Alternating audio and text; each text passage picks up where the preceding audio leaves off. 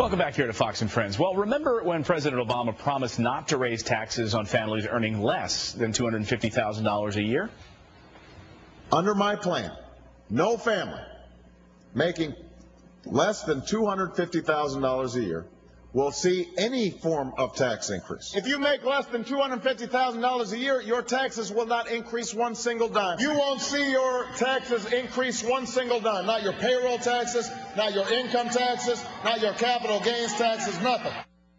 But will the President's new debt commission aim to tackle our growing federal debt actually mean higher taxes for all of us? For a fair and balanced debate, we are joined this morning by Penny Lee, former senior advisor to Senate Majority Leader Harry Reid, and Ken Blackwell, former Ohio Secretary of State and senior fellow at the American Civil Rights Union.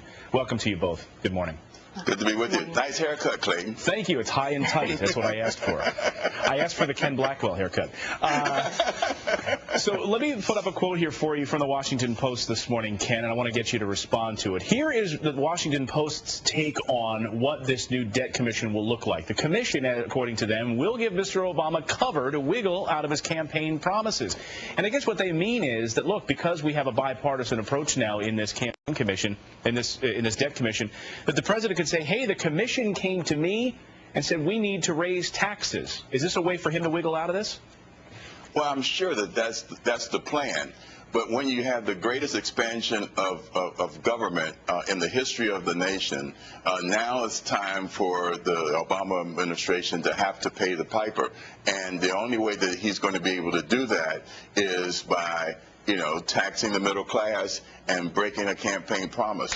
And so we're going to have a field day with read my lips, no new taxes, George Bush the first all over again with President Obama. Penny, how do you see this? Do you see this as a major problem for President Obama? Because as Vice President Dick Cheney came out on Thursday and said he could be a one-term president. I love taking political advice from someone who left public office with an 18% approval rating. I think let's give the commission a chance and not prejudice results before they've even had their first meeting. And the record is, the untold story is with President Obama is that you've seen him in the stimulus package. 95% of Americans actually got a tax cut. So let's let this commission work. We are in difficult times.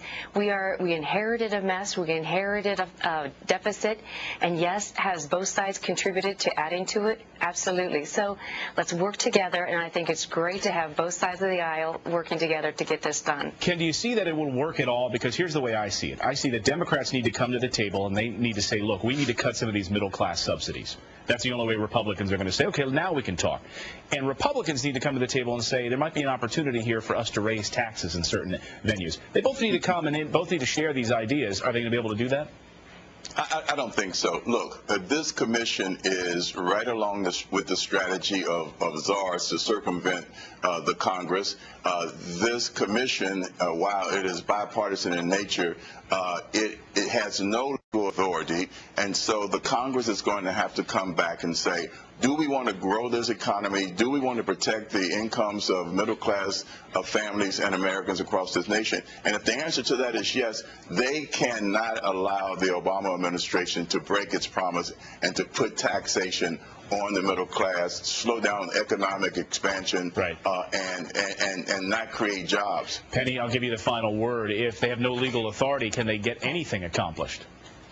I think what they're going to do is make recommendations. Unfortunately, the body that would have given them the legal authority, the Republicans voted against it to actually take a serious look at this deficit. So hopefully they will come out with some strong recommendations of what we can do to right this country back on an economic future, and the Congress will come back. All right, Ken Blackwell, Penny Lee, great to see you both this morning. Thank you so much for joining us. Thank you. Good to be with you. We're coming up.